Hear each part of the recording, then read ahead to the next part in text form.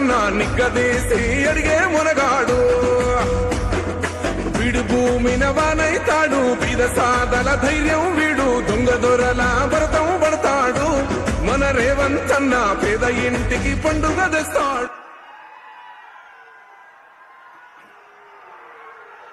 ప్రజాపాలన ప్రగతి ప్రణాళికలో భాగంగా సిద్దిపేట జిల్లా కేంద్రంలో వ్యవసాయ శాఖ మంత్రివర్యులు పెద్దలు తుమ్మల నాగేశ్వరరావు గారి అధ్యక్షతన ప్రజాపాలన ప్రగతి ప్రణాళికలో భాగంగా ఆయిల్ ఫామ్ ఫ్యాక్టరీని ప్రారంభించి రైతు భరోసా రైతు ఖాతాలలో దాదాపుగా 3,600 కోట్ల రూపాయలు 70 లక్షల మంది రైతుల ఖాతాలలో వేయడానికి బ్రహ్మాండమైన కార్యక్రమాన్ని ఏర్పాటు చేసి ఈ కార్యక్రమంలో నాతో పాటు జిల్లా ఇన్ఛార్జ్ మంత్రివర్యులు వివేక్ వెంకటస్వామి గారు, ఈ జిల్లా నుంచి ప్రాతినిధ్యం వహిస్తున్న సోదరులు పెద్దలు దామోదర్ రాజ నరసింహ గారు, మరొక మంత్రివర్గ సహచరులు పొంగులేటి శ్రీనివాసరెడ్డి గారు, యువ మిత్రులు, సహచర మంత్రివర్గ సభ్యులు, మీ అభిమాన నాయకులు పొన్నం ప్రభాకర్ గారు,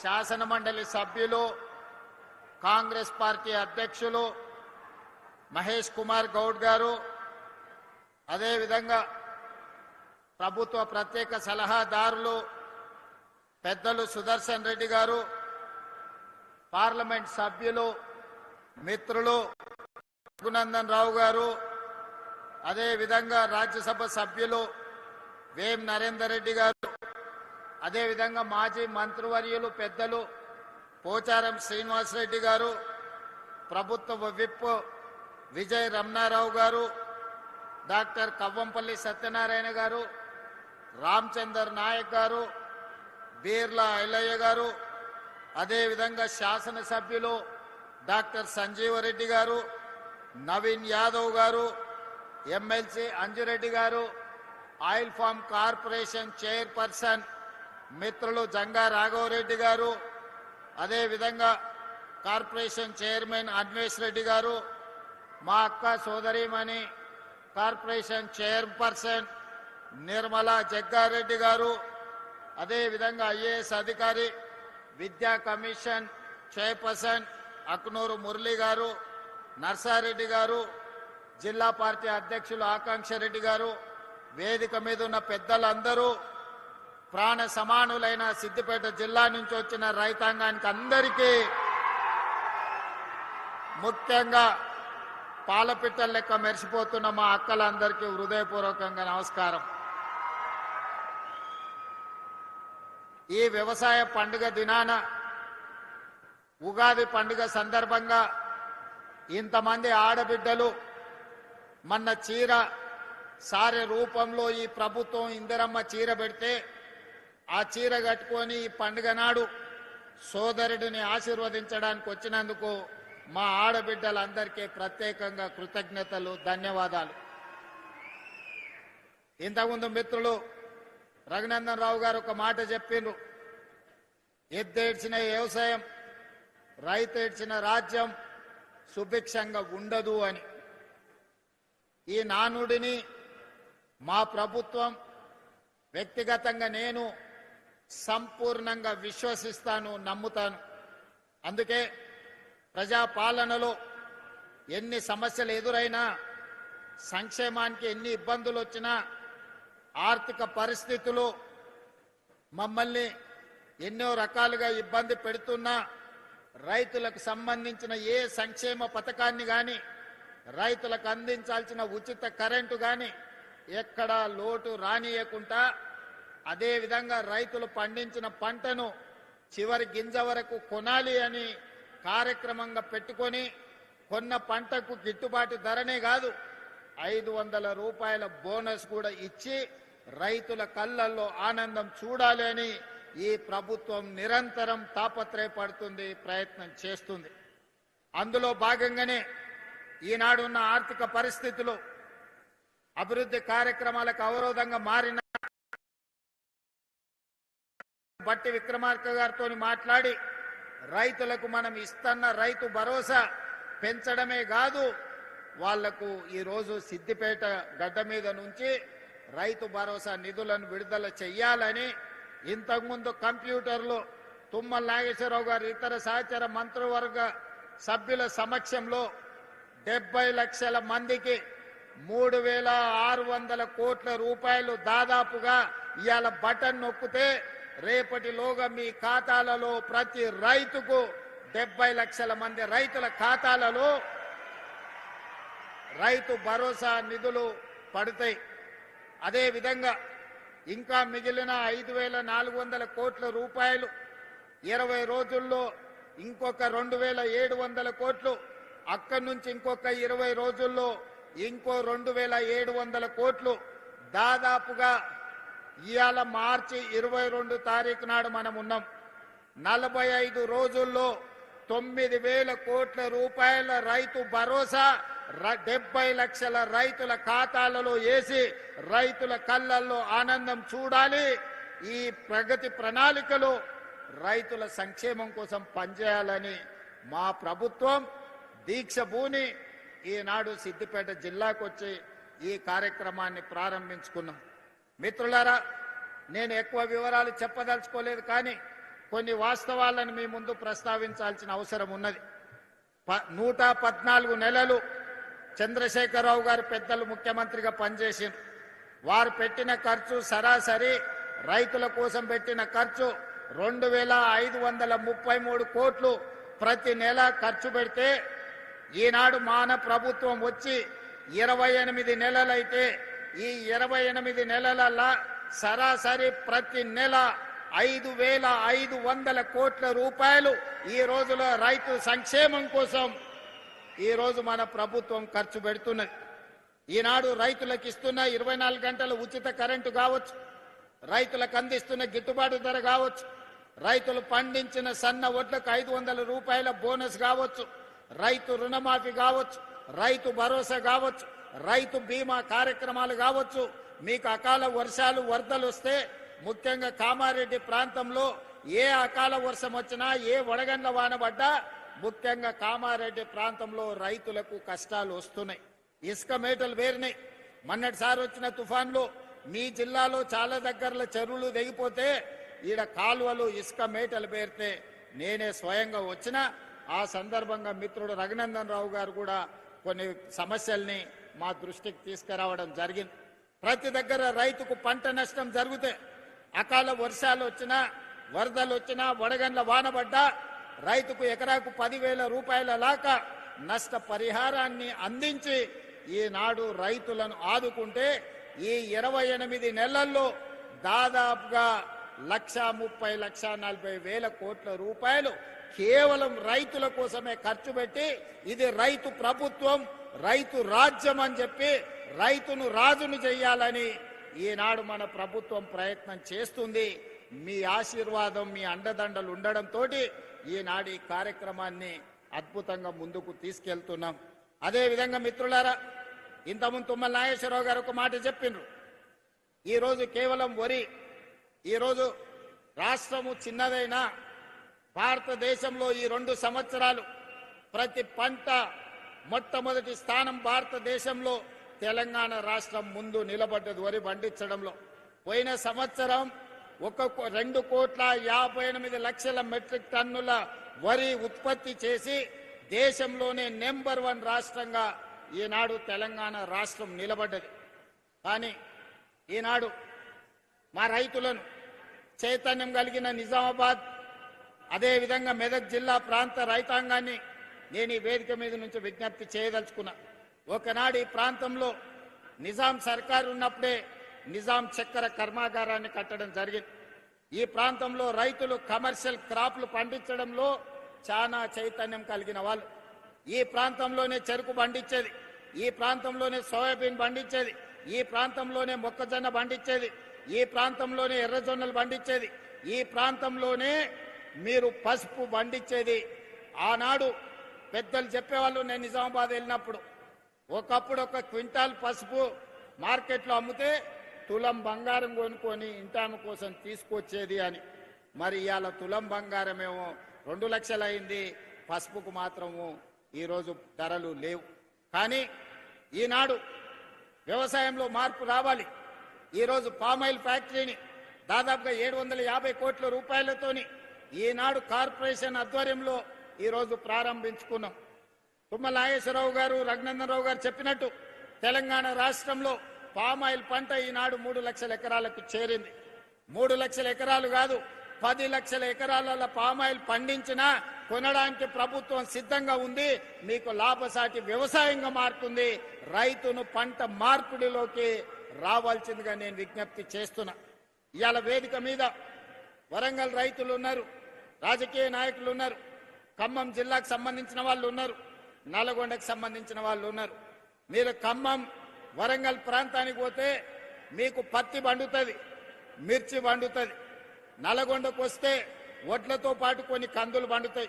ఆ నుంచి మా మహబూబ్నగర్కి వస్తే పచ్చజొన్నలు, సజ్జలు, కందులు పండుతాయి. మా దగ్గర దోసకాయలు పండుతాయి.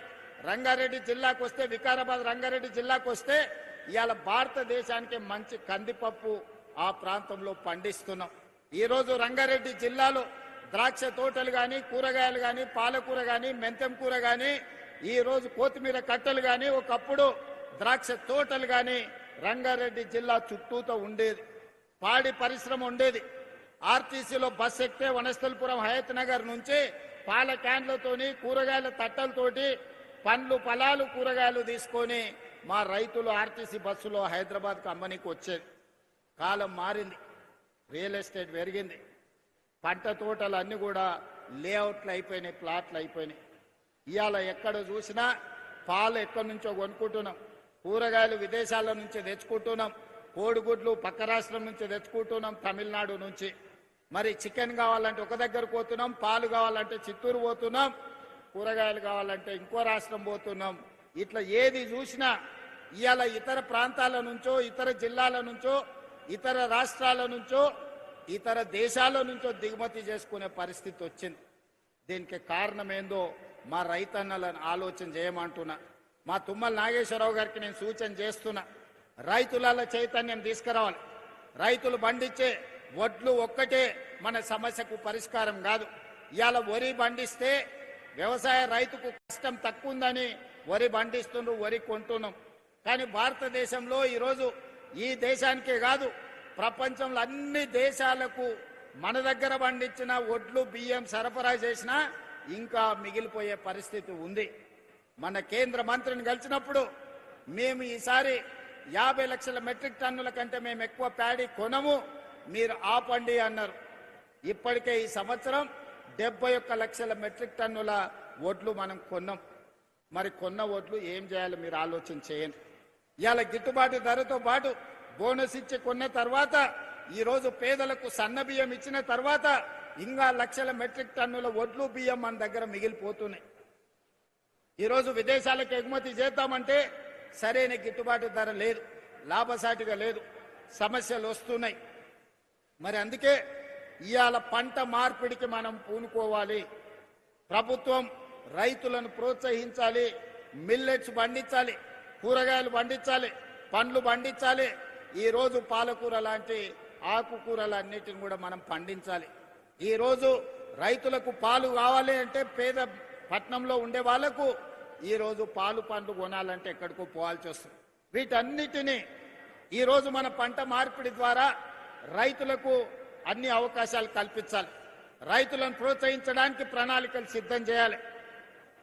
తుమ్మల నాగేశ్వరరావు గారు వ్యవసాయ శాఖ మంత్రే కాదు, ఆయననే పెద్ద రైతు. రైతుకున్న సమస్య తుమ్మల నాగేశ్వరరావు గారికి సంపూర్ణమైన అవగాహన ఉంది. ఏదైనా యూనివర్సిటీ పరీక్ష పెడితే ఆయనకు డాక్టరేట్ వస్తుంది వ్యవసాయం మీద.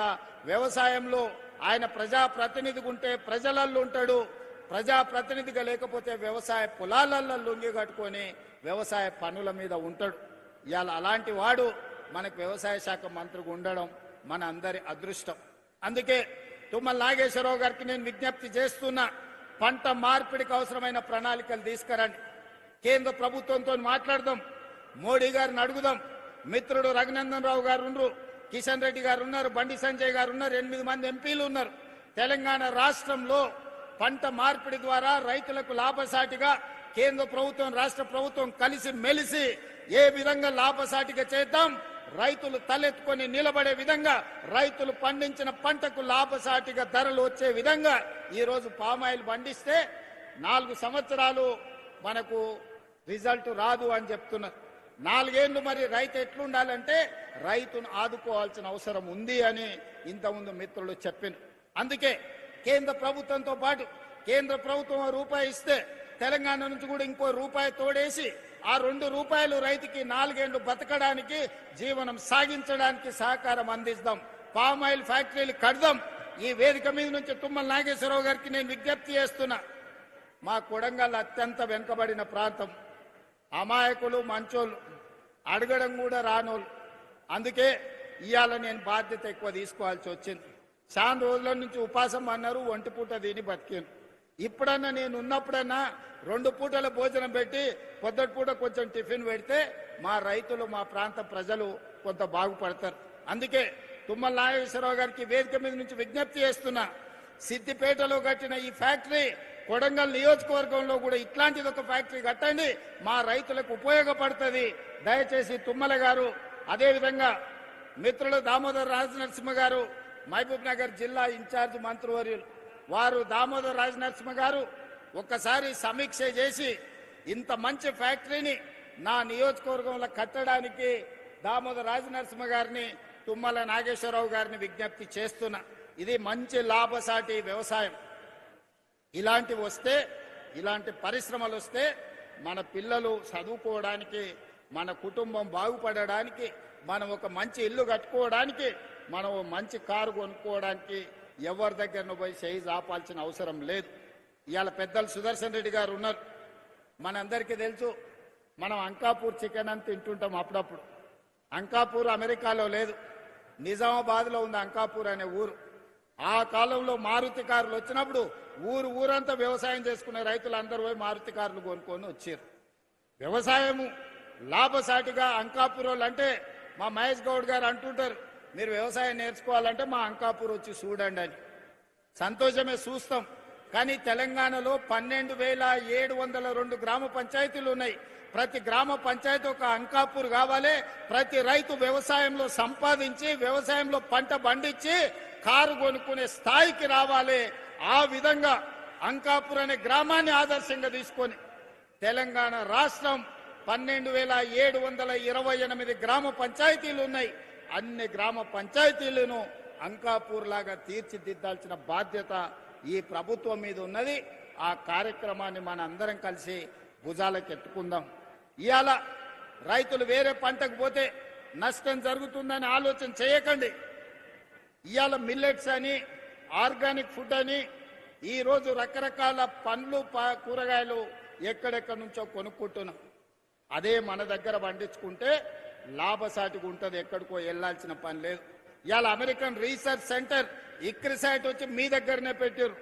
ఎందుకు ఇక్రిసైట్ ఇక్కడ పెట్టారు? వ్యవసాయ పరిశోధన కేంద్రాన్ని అమెరికా ప్రభుత్వం హైదరాబాద్లో మెదక్ జిల్లాలో పెట్టిందంటే ఇక్కడ సారవంతమైన భూములు ఉన్నాయి. ఈ సారవంతమైన భూములు ఒక్కొక్క జిల్లా ఒక్కొక్క పంటకు ప్రతిదీ, ఒక్కొక్క జిల్లాలో, ఒక జిల్లాలో చెరుకు పండితే, ఒక జిల్లాలో పత్తి పండితే, ఒక జిల్లాలో మిర్చి పండితే, ఒక జిల్లాలో పసుపు పండితే, ఓ జిల్లాలో కందులు పండితే, ఓ జిల్లాలో ఎర్రజొన్నలు పండితే, ఓ జిల్లాలో ద్రాక్ష తోటలు పండుతాయి, ఓ జిల్లాలో టమాటాలు పండితే, ఇంకొక జిల్లాలో వంకాయలు పండుతాయి, దోసకాయలు పండుతాయి, బెండకాయలు పండుతాయి. తెలంగాణ సారవంతమైన భూమి.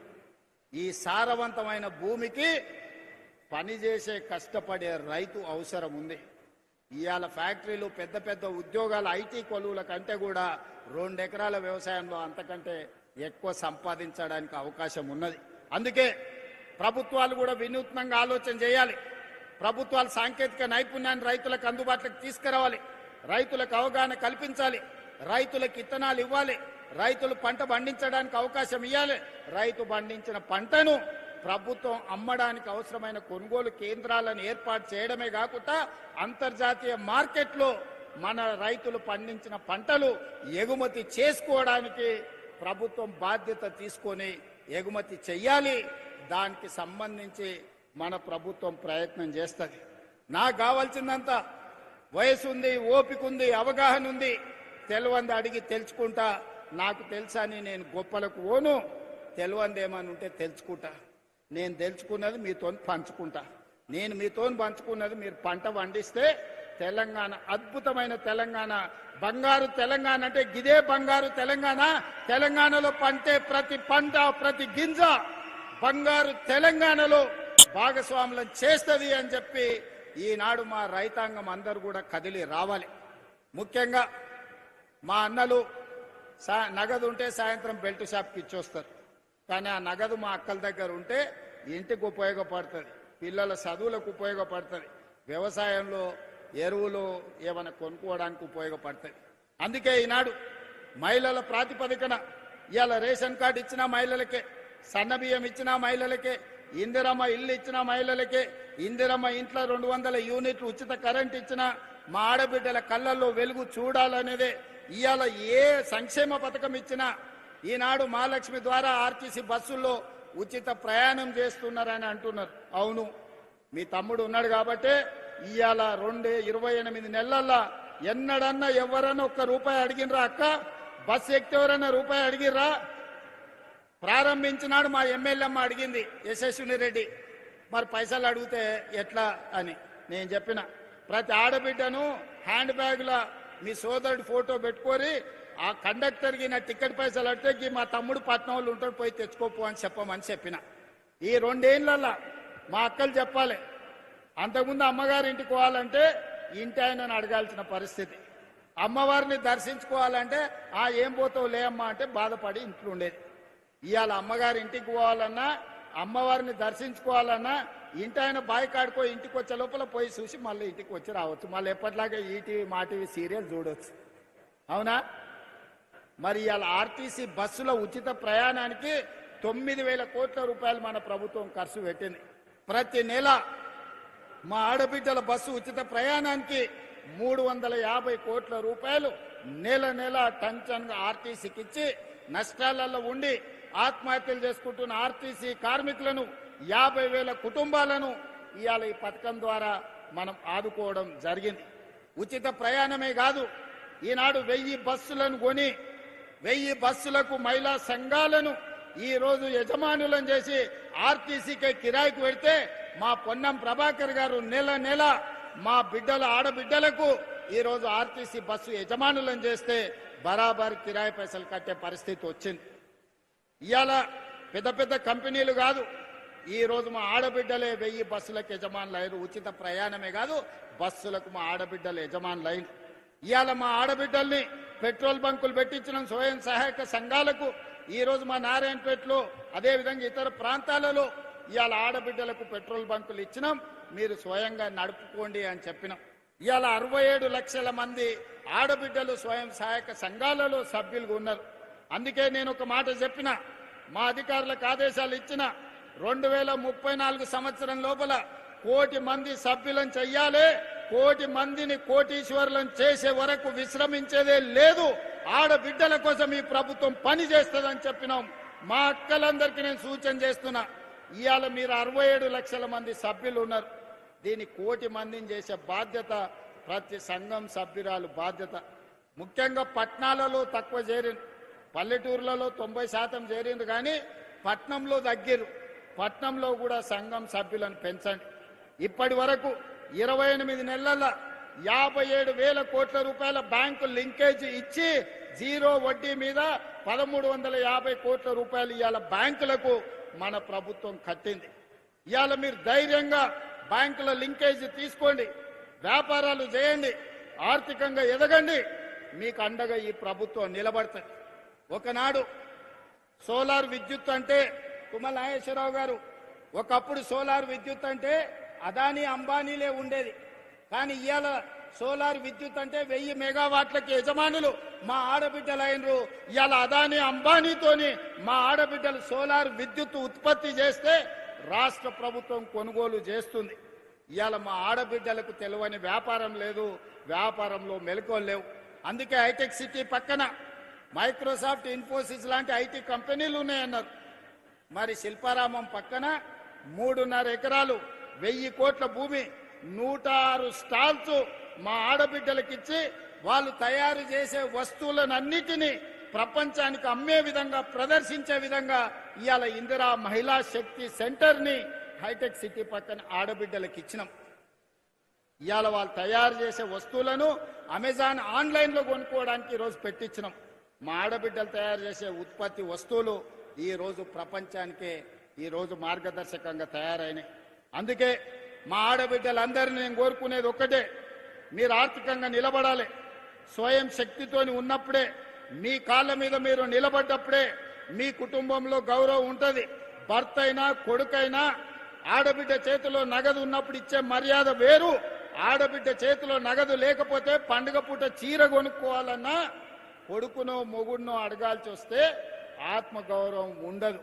అందుకే ఇవాళ మీ సోదరుడిగా, తెలంగాణ రాష్ట్ర ముఖ్యమంత్రిగా అహర్నిశలు మీకోసం కష్టపడతా, మీకోసం పనిచేస్తా, మీకోసం నిలబడతా, మీ సోదరుడిగా నిలబడతా. మీరు నిలబడండి, మీరు ఎదగండి. మీరు ఎదుగుతే ఈ రాష్ట్రం 2034కు $1 ట్రిలియన్ ఎకానమీకి ఎదుగుతుంది. దేశ ఆర్థిక వ్యవస్థలో ఆడబిడ్డకు అర్ధ భాగస్వామ్యం వచ్చినప్పుడే ఈ దేశం యొక్క ఆర్థిక వ్యవస్థ బలపడుతుంది. అవసరమైతే ఎవరితోనైనా కొట్లాడతా, ఎక్కడి నుంచైనా నిధులు తెస్తా. అందుకే అక్కలారా, ఈనాడు మిమ్మల్ని సహకరించడమే కాకుండా మీ పిల్లల చదువులు ఈరోజు పొద్దుటిపూట బడికి పంపాలంటే వ్యవసాయ పనుల మీద పొద్దున్నే పోయేది ఉంటుంది. పిల్లలకు నాష్ట పెడతాం, ఓసారి పెట్టాం. కాలే కడుపులతో పిల్లలు బడికి పోతే అర్ధాకలతో సార్ చెప్పేది అర్థం కాదు సగం. ఆ తర్వాత సగం పూట బడి నుంచే వాడు ఇంటికి వస్తాడు ఆకలితో. అందుకే అన్ని ఆలోచన చేసిన. ఇట్లా లాభం లేదు. మళ్ళీ నర్సరీ, ఎల్కేజీ, యూకేజీ ప్రైవేట్కి పోయి 1వ తరగతికి గవర్నమెంట్కి రావాలంటే అది భారం అయిపోతుంది. అందుకే ఈ సంవత్సరం నుంచి తెలంగాణ పబ్లిక్ స్కూల్ మా మురళి కమిషన్ చైర్పర్సన్ ఇచ్చిన సూచన మేరకు నర్సరీ నుంచే రాష్ట్ర ప్రభుత్వ ఆధ్వర్యంలో ఈ రోజు పాఠశాలలను, తెలంగాణ పబ్లిక్ స్కూళ్లను వచ్చే అకాడమిక్ ఇయర్ లో ప్రారంభించుకుంటున్నాం. మంచి నాస్టా, మంచి లంచ్ అక్కడనే పెడుతున్నాం.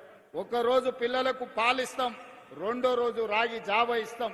వారం రోజుల్లో ఆదివారం సెలవు అయితే ఆ రోజుల్లో 3 రోజులు ప్రతిరోజు పాలిస్తాం పిల్లలకు. 2వ రోజు రాగి జావ ఇస్తాం. మంచి నాష్ట పెడతాం, మంచి భోజనం పెడతాం. ప్రభుత్వ పాఠశాలల్లో అన్ని వసతులు ఏర్పాటు చేస్తాం. అందుకే ప్రైవేట్ స్కూళ్ళకు పోవాలనే మోజుకు పోకండి. మీరు సంపాదించినంత ఫీజుల రూపంలో నష్టం కాకండి. ప్రభుత్వ పాఠశాలలు ప్రైవేట్ కంటే మంచిగా చేపిస్తాం. ఇవాళ ప్రైవేట్ స్కూళ్ళల్లో చదువుకున్న వాళ్ళ కంటే గవర్నమెంట్ స్కూళ్ళల్లో టీచర్లు అత్యధికంగా చదువుకున్న వాళ్ళు ఉన్నారు. ఇవాళ మన పిల్లల్ని బడికి తోలితే బ్రహ్మాండమైన చదువు చెప్పడానికి టీచర్లు సిద్ధంగా ఉన్నారు. 1,00,000కు పైగా టీచర్లు ఉన్నారు. 18,000 పైన స్కూళ్ళు ఉన్నాయి. వీటన్నిటిని ప్రక్షాళన చేసే బాధ్యత నేను తీసుకుంటా. అందుకే విద్యాశాఖ ఈ రోజు నా దగ్గర పెట్టుకున్నా, వైద్య శాఖ దామన్న దగ్గర పెట్టిన, సాంకేతిక శిక్షణ శాఖ వివేక్ గారి దగ్గర ఉన్నది. ఈ రోజు ఇంజనీరింగ్ డాక్టర్ చదువుకుంటే నౌకరు వస్తుందో రాదో నాకు తెలియదు. కానీ ఏటీసీలో శిక్షణ పొందితే, పాలిటెక్నిక్ చదువుకుంటే, ఐటీఐ చదువుకుంటే నౌకరిప్పించే బాధ్యత నాది.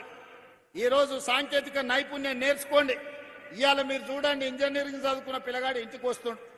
మంచి డ్రైవరో, ప్లంబరో, ఎలక్ట్రీషియనో, ఏసీఓ, లేకపోతే ఇంటీరియర్ డెకరేటర్సో మంచి పని నేర్చుకున్నానికి అంతెందుకు మా అక్కలు బ్యూటీ పార్లర్లో కూడా ఈరోజు పని నేర్చుకుంటే బ్రహ్మాండంగా నెలకు 40-50 వేలు సంపాదించుకుంటారు.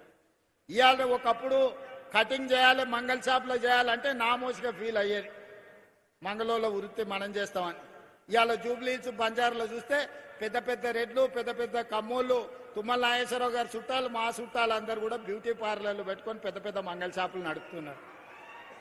కాలం మారింది. కాలం మారింది కాబట్టి పని నేర్చుకోవాలి. ఒకప్పుడు చెప్పులు కుట్టడం నామోసి, ఈరోజు లెదర్ టెక్నాలజీలో ఫ్యాషన్ డిజైన్స్ వచ్చినాయి. ఒకప్పుడు ఊర్లలో టైలరింగ్ చేయాలంటే ఎవరు టైలర్ చేస్తాడా అనేటోళ్ళు, బతకలేనోడు టైలరింగ్ చేస్తాడని. ఇవాళ ఫ్యాషన్ డిజైన్స్ అని పెళ్లి అయితే మన అదేంది లగ్గపత్రిక రాసుకొని పోతే వాడు 10 లక్షలు తీసుకుంటుంది ఒక డ్రెస్సుకు. ఎందుకు వస్తున్నాయి? పని నేర్చుకుంటూ వస్తున్నాయి. శిక్షణ కావాలి, దానికి చదువు అక్కర్లేదు. దానికి చదువు తక్కువ ఉన్నా పని నేర్చుకునే తెలివి ఉంటే ఈ రోజు ఈ పనులల్లా నెల తిరుగుతే ₹1,00,000 సంపాదించుకునే అవకాశం వచ్చింది. అందుకే ఏటీసీలో చదువుకునే పిల్లలకు మా వివేకన్న సూచన మేరకు ప్రతి నెల ₹2,000 స్కాలర్షిప్ ఇస్తాం. ఇంటి నుంచి బియ్యం తెచ్చుకొని తాలూకా హెడ్ క్వార్టర్లో ఏటీసీలో చేరితే 2 ఏళ్లలో ₹1,00,000 సంపాదించుకునే ఉద్యోగం వస్తుంది. అందుకే మా పిల్లలకి ఈరోజు నేను సూచన చేస్తున్న యువకులకు కాళ్ళ మీద నిలదొక్కోండి, మీ తెలివితేటల్ని ప్రదర్శించండి. ఇవాళ రేపు పాడేటోళ్ళకి ఎన్ని అవకాశాలు వచ్చినా యూట్యూబ్లో ఎన్ని పైసలు సంపాదించుకుంటారు. ఈరోజు టాలెంట్ ఉంటే ప్రపంచం మీ ముందు తల వంచి నిలబడుతుంది. ఒకప్పుడు లేదు. ఒకప్పుడు ఇంటర్ చదువుకోవాలి, డిగ్రీ చదువుకోవాలి, పీజీ చదువుకోవాలి, పిహెచ్డి చేయాలి, అప్పుడు వచ్చేసి నన్ను నౌకరు చేయాలి. ఇవాళ రేపు 12 తర్వాత మాట్లాడడానికే నేర్చుకొని 3 భాషలు వస్తే నువ్వు పని నేర్చుకున్నావు అంటే ఎవరైనా నీ దగ్గరికి ఏడున్నా ఎత్తుకుంటా మన దగ్గరకు వచ్చే పరిస్థితి ఉంది. అందుకే సాంకేతిక నైపుణ్యం ఉన్న విద్య వైపు మనం మరలాలి. వ్యవసాయంలో మెలకువలు నేర్చుకోవాలి. వ్యవసాయంలో మంచి పంటలు, లాభదాయకంగా వచ్చే పంటల్ని ఈరోజు మనం పండించాలి. ఇవే మన జీవితాలను మారుస్తుంది. ఇవే మన జీవితాలలో మార్పు తీసుకొస్తాయి. అందుకే నేను ఈ వేదిక మీద నుంచి రాజకీయాలు మాట్లాడదలుచుకోలే. ఎన్నికలప్పుడే రాజకీయాలు. ఎన్నికలప్పుడు పోటీ ఎన్నికల్లో నిలబడ్డప్పుడు రఘునందన్ రావు గారిని ఓడగొట్టాలని నేనే ఈడ మస్తుగా తిరిగిన. ఎన్నికలు అయిపోయినాయి, మీరు అందరు తీర్పు ఇచ్చిండ్రు. ఆయన ఎంపీ అయిండు, నేను ముఖ్యమంత్రి అయ్యాను. మేమిద్దరం ఈరోజు సమన్వయం చేసుకుంటే మీ ప్రాంతం అభివృద్ధి జరుగుతుంది. ఇవాళ సిద్దిపేట ప్రాంతంలో సమస్యలు చెప్పిండు, దుబ్బాక ప్రాంతంలో సమస్యలు చెప్పిండు, ఈరోజు ఇతర ప్రాంతాల సమస్యలు చెప్పిండు. ముఖ్యమంత్రిగా నా బాధ్యత ఎంపీ గారు నా దృష్టికి తీసుకొచ్చిన సమస్యల్ని పరిష్కరించడం. అందుకే ఈరోజు ఇక్కడనే కాదు, రేపు ఎరువులు ఇజ్రాయెల్ ఇరాన్ యుద్ధం జరుగుతుంది. యుద్ధం అక్కడ జరిగితే మనకేందని మన ఎరువులు మొత్తం విదేశాల నుంచే రావాలి, గ్యాస్ అక్కడి నుంచే రావాలి. ఈరోజు మనకు రాబోయే రోజుల్లో యూరియా కొరత వచ్చేటట్టు కనిపిస్తున్నది. యుద్ధం కొనసాగితే యూరియా సమస్య వస్తుంది. కానీ మనకి ఇక్కడ రామగుండం ఫర్టిలైజర్ కార్పొరేషన్ ఉన్నది, ఉత్పత్తి చేస్తుంది. మన దగ్గర ఉత్పత్తి చేసేది మొత్తం మనకే ఇవ్వాలి. దీనికి సంబంధించి తుమ్మల నాగేశ్వరరావు గారికి నేను సూచన చేస్తున్నా, ఒక డెలిగేషన్ తీసుకొని మన ఎంపీలతో పాటు బీజేపీ ఎంపీలను కిషన్ రెడ్డి గారిని కూడా సహకారం తీసుకొని కేంద్ర మంత్రి దగ్గరకు వచ్చి రేపు యుద్ధం ద్వారా మన ప్రాంతంలో ముఖ్యంగా ఎరువుల కొరత, యూరియా కొరతను ఎదుర్కోవడానికి అత్యధికంగా మన రాష్ట్రానికి తెచ్చుకోవడానికి మిత్రులు రఘునందన్ రావు గారిని, కిషన్ రెడ్డి గారి సహకారంతో నరేంద్ర మోడీ గారితో మాట్లాడి ఈరోజు తెలంగాణ రాష్ట్రానికి అత్యధికంగా యూరియా తెచ్చుకునే ప్రయత్నం చేద్దాం. ఎందుకంటే మన రైతులు అత్యధికంగా వరి పండిస్తున్నారు. వరి వేసిందంటే యూరియా కావాల్సిందే. ఈరోజు నానో యూరియా వచ్చింది, శ్రీనివాసరెడ్డి గారు చెప్తున్నారు. దానికి కూడా మనం కొంత మారాలి. రాబోయే సమస్యను ముందుగానే ఊహించి రేపు ఖరీఫ్ పంటల్లో యూరియా సమస్య రాకుండా మనం చర్యలు తీసుకోవాలి. ఇవన్నీ చేయాలంటే రాజకీయ సమన్వయం ఉండాలి. ఎన్నికలు వచ్చినప్పుడు కొట్లాడుకుందాం, ఎన్నికలు వచ్చినప్పుడు పోటీ పడదాం, ఎన్నికలు వచ్చినప్పుడు ఎట్లా గెలవాలనో చూద్దాం. ఎన్నికలు అయిపోయిన తర్వాత అభివృద్ధి కోసమే అంకితం అవుదాం. అభివృద్ధికి సంబంధించిన కార్యక్రమాలను కలిసి కట్టుగా సాధించుకుందాం. దీని ఎవరికి లొంగినట్టో ఎవరికి ఎవరో వంగినట్టో కాదు. మోడీ గారు వస్తే నేను వెళ్తా, నేను వస్తే రఘునందన్ రావు గారు వస్తారు. ఇది ఒక మంచి రాజకీయ సాంప్రదాయం. ఈ సాంప్రదాయాన్ని కొనసాగించాలి. ఇవాళ ఈ ప్రాంతంలో ఉన్న ఎమ్మెల్యేలు వచ్చినా మాకు ఎలాంటి అభ్యంతరం లేదు. ఈ వేదిక మీద నుంచి మీ సమస్యలు చెప్తే తప్పకుండా ఈ ప్రభుత్వం పరిష్కరిస్తుంది. ఇవాళ గజ్వేల్లో మనం తెలంగాణ పబ్లిక్ స్కూల్ ఇచ్చినాం. ఈ ప్రాంతంలో young India integrated residential schools ఇచ్చినాం. ఇవాళ వివేక్ గారిని అడిగిన సిద్దిపేటకి ఇందిరమ్మ ఇండ్లు ఇచ్చినామా అని 3500 ఇండ్లు ఈ సిద్దిపేట అసెంబ్లీకి ఇచ్చినాం, గజ్వేల్ అసెంబ్లీకి ఇచ్చినాం, సిరిసిల్ల అసెంబ్లీకి ఇచ్చినాం. నాకు కేటీఆర్తోనో, హరీష్తోనో, చంద్రశేఖరరావు గారితోనో రాజకీయంగా భిన్నాభిప్రాయాలు ఉండొచ్చు. కానీ అక్కడ కూడా పేదోళ్ళు ఉన్నారు, అక్కడ కూడా దళితులు ఉన్నారు, అక్కడ కూడా గిరిజనులు ఉన్నారు, అక్కడ కూడా బలహీన వర్గాలు ఉన్నారు. వీళ్ళని దృష్టిలో పెట్టుకుంటే వాళ్ళకి అన్యాయం జరుగుద్ది. అందుకే ఇవాళ సిరిసిల్ల, సిద్దిపేట, గజ్వేల్ కూడా ప్రతి నియోజకవర్గానికి 3500 ప్రకారం 10,500 ఇండ్లు ఈ 3 అసెంబ్లీ నియోజకవర్గాలలో ఇచ్చి మా నిజాయితీ చూపించుకున్నాం. ఈ పరిశ్రమ ఇవాళ సిద్దిపేటలో ఉంది. నేను కావాలంటే 2024లోనే ఈ పరిశ్రమ పనులు ప్రారంభమైనాయి. నేను ముఖ్యమంత్రి అయినాకనే తుమ్మల నాగేశ్వరరావు గారి పని మొదలు పెట్టారు. కావాలంటే ఇది నేను కొడంగల్కు తీసుకుపోతుంటేనా? ఎందుకు ఇక్కడ కట్టించినాం? ఇక్కడ రైతుల కోసం కట్టించినాం. ఇక్కడ ఉండే ఎమ్మెల్యే కోసం కట్టలే, ఎమ్మెల్యే ఉన్నాడని తరలించలే. ఇవాళ సిద్దిపేటలో కట్టిన తర్వాతనే నా కొడంగల్కి ఇంకొక పరిశ్రమ ఇయ్యమని మా మంత్రులను నేను అడుగుతున్నా. నేను వివక్ష చూపియను, వివక్ష అని చెప్తున్నారు తప్పు. ఒకవేళ వివక్ష గురించి చర్చించాల్సి వస్తే 2014 నుంచి 2024 వరకు మీరు కొడంగల్కి ఎన్ని నిధులు ఇచ్చిండ్రు, ఈ 24 నెలల నేనెన్ని ఈ ప్రాంతానికి నిధులు ఇచ్చినో మొత్తం లెక్క తీద్దాం. వివక్ష మా ఇంట వంట లేదు. మిమ్మల్ని చూసి ప్రజల్ని అంచనా వేయం. ప్రజలతో మాకు ప్రత్యక్ష సంబంధం ఉంది. పేదల పట్ల మాకు ప్రేమ ఉంది, పేదల పట్ల అభిమానం ఉంది. ఆ పేదల కోసం పనిచేస్తాం తప్ప రాజకీయ నాయకుల కోసం పనిచేయం. మీరు అట్లా చేసిండ్రు కాబట్టి మేము కూడా అట్లనే ఉంటామని అనుకుంటే అట్లాంటి ఆలోచనలని దూరం పెట్టమని చెప్పి నేను విజ్ఞప్తి చేస్తున్న ఈ శాసనసభ్యుడికి. రాజకీయాలు ఎన్నికలు వస్తే ఓకే, ఎన్నికలు పోటీ పడదాం. ఎవరేందో ప్రజలు తీర్పిస్తారు. నువ్వు చెప్పేది నువ్వు చెప్తావు, నేను చెప్పేది నేను చెప్తా. చివరికి ప్రజలు తీర్పిస్తారు. 2014, 2018 కూడా మేము పోటీ పడ్డాం. ఆనాడు మీకు ఇచ్చిన అధికారం. 2023లో మీరు మేము పోటీ పడ్డాం, కానీ అధికారం మాకిచ్చిండ్రు. 2029లో మళ్ళీ మాకే ఇస్తారు. కాకపోతే ఆ ఎల్లా సిద్దిపేట నుంచి ఎమ్మెల్యేని గెలిపించండి.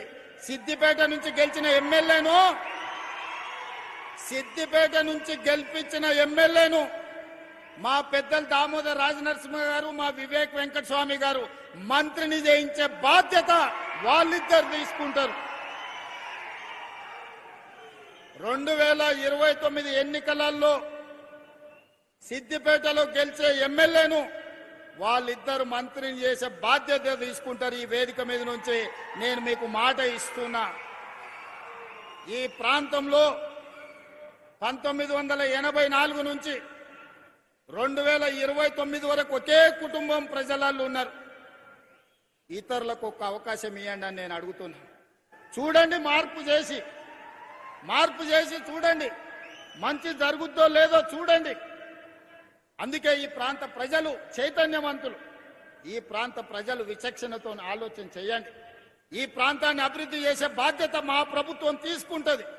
మల్లన్న సాగర్ సమస్య ఉండొచ్చు, ఇతర సాగునీటి ప్రాజెక్టులప్పుడు ఏటిగడ్డ కిష్టాపూర్లో 48 గంటలు నేను దీక్ష కూర్చున్న మల్లన్న సాగర్ అప్పుడు. ఆనాడు దామోదర్ రాజనరసింహ గారు, రఘునందన్ రావు గారు అందరు ఈ ప్రాంత రైతుల కోసం వచ్చి నిలబడ్డారు. ఇళ్ల కరెంటు తీసి ఊర్లకు నీళ్లు వదిలి రాత్రిపూట కొడితే ఆన్నే చితిబేర్చుకొని చనిపోయిన రైతులు ఈ ప్రాంతంలో ఉన్నారు. మేము ఎన్నడూ అట్లా చేయలేదే.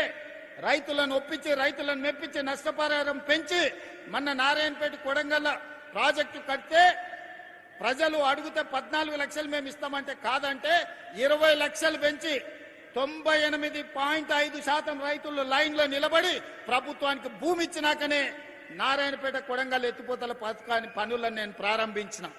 నా ప్రాంతంలో ప్రాజెక్టు కడితే రైతుకు కష్టం రావద్దు, రైతుకు నష్టం జరగొద్దు అని 98.5% రైతులను ఒప్పించి ఈ రోజు మక్తల్ నారాయణపేట కొడంగల్ ఎత్తిపోతల పథకాన్ని ఈ రోజు పనులు ప్రారంభించిన. మరి అదే ఏటిగడ్డ కిష్టాపూర్ కానీ, రంగనాయక సాగర్ కానీ, లేకపోతే కొండ పోచమ్మ కట్టినప్పుడు రైతుల పట్ల మీరు వ్యవహరించిన తీరు ప్రజలు చూడలేదనుకుంటున్నారా? ఈరోజు మూసీలో పేదల మీద మీ ముసలి కన్నీరును ప్రజలు అర్థం చేసుకుంటలేరని మీరు అనుకుంటున్నారా? రాజకీయాల కోసం మాట్లాడాలి, ప్రజల మేలు కోసం మాట్లాడాలి, కానీ ఏమీ జరగొద్దు, అడ్డుకోవాలి, వీళ్ళు ఏమి చెయ్యొద్దు, వీళ్ళనేమి చెయ్యనియొద్దు అంటే ఇది ప్రజల పట్ల పగతో వ్యవహరించినట్టే. ప్రతిపక్షం బాధ్యత అది కాదు. ప్రతిపక్షం బాధ్యత ప్రభుత్వానికి సూచన చేయాలి, ప్రభుత్వంతో ప్రశ్నించాలి, అవసరమైతే ప్రభుత్వంతో కొట్లాడి పేదలకు ఏ విధంగా మేలు చేయాలనో ప్రయత్నం చేయాలి తప్ప మేము అడ్డుకుంటాం, మేము అడ్డం పండుకుంటాం, నేను నిన్ను ముందుకే పోనీ అని అంటే ఎట్లా? మీరు ఒక్కసారి చెప్పండి. పోనీ అని అంటే మీ సోదరుడు ఊరుకుంటాడా? మీకు తెలియదా? అడ్డం పండుకుంటే ఆగుతామా? ఈడు ఉన్నోళ్ళని అడుగుతున్నా. ఒకవేళ అడ్డం పడుకుంటే ఆగుతామా? 20 నాడు అడ్డం పండుకున్నారు కదా, అడ్డం పండుకుంటే దాటుకొని రాలేదా? ఇవాళ ముఖ్యమంత్రి అయి సిద్దిపేటకు రాలేదా? వస్తాం కదా. మీరు అండగుంటేదో పెద్ద సమస్యనా? ఇవాళ కూడా నేను చెప్తున్నా, మళ్ళా 29లో వస్తాం, సిద్దిపేటలో సమావేశం పెడతాం. సిద్దిపేట నుంచి గెలిచిన మంత్రిని చేసి ఈ ప్రాంత అభివృద్ధికి అవసరమైన నిధులు ఇస్తాం. ఆ నిధులలో మా వాట మేం తెచ్చుకుంటాం. మోడీ గారిని అడిగేది ఉంటే మోడీ గారిని అడుగుతాం. అదృష్టం బాగుండి రఘునందన్ రావు గారు పెద్ద పొజిషన్లు ఉంటే ఆయన సహకారం కూడా తీసుకుంటాం. ఎన్నికలు వచ్చినప్పుడు చేసే పని ఎన్నికలప్పుడు చేస్తాం. ఓడగొట్టాల్సిన పని ఓడగొట్టేటందుకు చేస్తాం. ఒకవేళ మీరు అభిమానించి గెలిపిస్తే పెద్ద కుర్చీ వస్తే మన రాష్ట్రానికి నిధులు తెస్తాం. నాకెందుకే సిగ్గు బేసిజము? నేను రైతు పిల్లగాని ఊరు నుంచి వచ్చిన, కష్టపడి వచ్చిన, వ్యవసాయం అంటే తెలుసు. ఏ చెట్టుకి ఏ పురుగు పడుతుంది, ఏ పురుగు పడితే ఏ మందు కొట్టాలనో తెలిసినోని. తెలియకుండానే ఇంత దూరం వచ్చినా. ఏ చెట్టుకి ఏ పురుగు పట్టినా పురుగును వదిలిచ్చే తెలివితేటలు మీరిచ్చిండ్రు, దేవుడు ఆశీర్వదించిండ్రు. ఏ దానికి కూడా ఎవరు వెనక ముందు ఆలోచన చెయ్యకండి. ఈ ప్రాంతాన్ని అభివృద్ధి చేసుకుందాం. మా అధికారులకు సూచన చేస్తున్నా, సిద్దిపేటను ఏ మాత్రం వివక్ష వహించకండి, చూడకండి. సిద్దిపేట ప్రాంతానికి అభివృద్ధి నిధులు ఇవ్వండి. మిగతా నియోజకవర్గాలను ఏ విధంగా చూసుకుంటున్నామో సిద్దిపేట పట్ల ఎలాంటి వివక్ష చూపించాల్సిన అవసరం లేదు. ఇది తెలంగాణలో ఉన్న శాసనసభ నియోజకవర్గం. 119 శాసనసభ నియోజకవర్గాలను సమాన దృష్టితో చూస్తాం. మాలాకటి వెనకబడ్డోళ్ళము, ఆకలైనోళ్ళము, ఒంటిపూట తిన్నోళ్ళము, ఓ బుక్క ఎక్కువ తింటే మీరు కూడా అయ్యే ఇన్ని రోజులు ఉపాసం పండిండి ఇప్పుడు ఓ బుక్క తింటుండని మీరు కూడా జర్ర చూసి చూడనట్టు ఉండరు. ఎందుకంటే మేము జొన్న రొట్టెలు కందిపప్పు తిని బతికినోళ్ళం. ఇప్పుడే జర తెల్లపువ్వు తిని చికెన్ మటన్ తినే కాడికి వచ్చిన జర ఆకలి ఉంటుంది. కొడంగల్కు నిధులు ఇస్తున్నా అంటే మరి నేను ముఖ్యమంత్రి అయినా అడగరా? ఊరికి పోతే అడగరా? ఏం తెస్తూ అన్నా నిన్ను ముఖ్యమంత్రిని చేస్తూ మరి ఏమన్నా తెచ్చినావంటే నేను ఏమన్నా చెప్పాలి కదా. పిల్లగాడు దుబాయ్ పోతాడు పని చేయనికి, అమ్మనాయనం చూడడానికి వస్తే ఏమన్నా బట్టలు, అన్నదమ్ములకు బట్టలు అద్దాలు తెచ్చిండని చూడరా? చూస్తారా? చూడరా? మీరు అందరూ గట్లనే మరి పిల్లగాడు ఉపయోగపడి బయటకు పోయి ఎదిగిండు అని అంటే ఆడ నుంచి ఏదన్నా ఆశిస్తారు. ఏమన్నా చేస్తే చేసినా కానీ మీకు అన్యాయం చెయ్యను. మనందరం కలిసి బాగా పనిచేసుకుందాం. మీరందరూ అండగా నిలబడండి. ఈ రోజు రైతు భరోసాలో భాగంగా దాదాపుగా 3,600 కోట్ల రూపాయలు మీ ఖాతాలో వేసినాం. మిగతా పైసలు కూడా 45 రోజుల్లో మీ ఖాతాలో పడతాయి. పోయినసారి మన దగ్గర నగదు ఉండే 9 రోజుల్లోనే 9,000 కోట్ల రూపాయలు రైతు భరోసా నిధులను మీ ఆయల్లో మీ ఖాతాలో వేసినాం. మీ అకౌంట్లో ఒక్కసారి చూసుకోండి. మొదలు పెట్టి చివరికి 9 రోజుల్లో 9,000 కోట్ల రూపాయలు ఆయల్లో వేసినాం. ఆయల్లో ఉన్నాయి కాబట్టి మీకే వడ్డిచ్చినాం. ఇవాళ కొంచెం వెనుక ముందుంది కాబట్టి 45 రోజుల్లో 9,000 కోట్ల రూపాయలు రైతుల ఖాతాలో వేసి రైతును రాజును చేసే బాధ్యత నాది, మా ప్రభుత్వాన్ని. మీరు ఆశీర్వదించండి, అండగా నిలబడండి. అభివృద్ధి పదం వైపు తెలంగాణ రాష్ట్రాన్ని నడిపించుకుందామని తెలియజేస్తూ మీ అందరి దగ్గర సెలవు తీసుకుంటున్నా. ధన్యవాదాలు మిత్రులారా. రేవంత్ రెడ్డి గారి నాయకత్వం, రేవంత్ రెడ్డి గారి నాయకత్వం.